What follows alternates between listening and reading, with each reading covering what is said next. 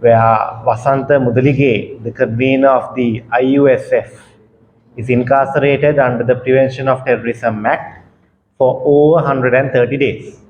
Now, the charges leveled against him have been framed under the Prevention of Terrorism Act. Now, this brings us to the all important question whether it is fair to label Vasantha Mudalige as a terrorist under the Prevention of Terrorism Act.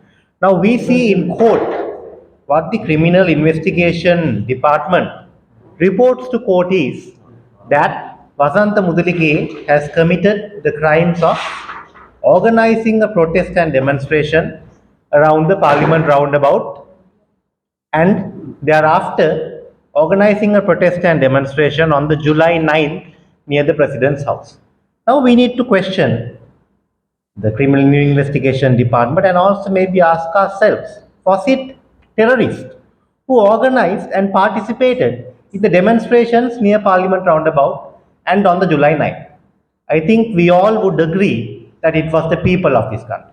The people of this country near the Parliament roundabout when the IUSF staged a protest came in their vehicles, came in buses, came in bicycles and rallied up till Rajagiriya town to provide them support, to provide them food, to provide them water.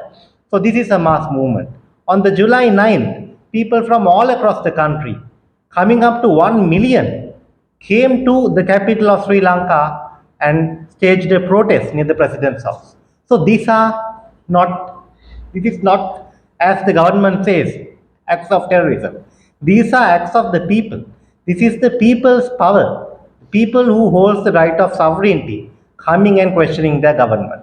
So if the government says Vasantha Mudalige has committed acts of terrorism by participating and organizing these protests, they are very much mistaken because it is in fact the people.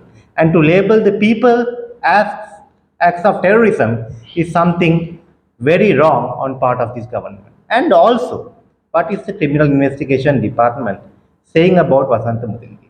The only evidence, the only shred of evidence they say they have are statements made by two people called Sanju Samarasinghe and Gamunu Vijay. They have asserted that they believe there are organizations that fund Vasantha Mudalige. But over 130 days, the Criminal Investigation Department have failed to investigate these allegations.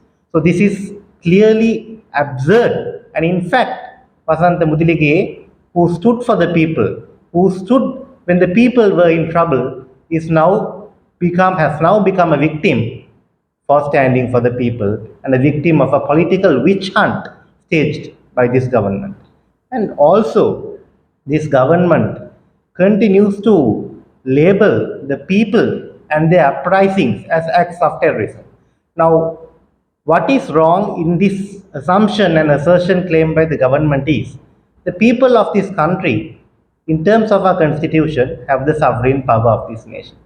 So we have seen leaders who have humiliated the people's power, who have played with the people's power, ridiculed the people's power, tried to suppress the people's power, and how the people taught them a lesson to learn for their lifetimes. So I think this government is also doing the same thing. They are playing with the power of the people.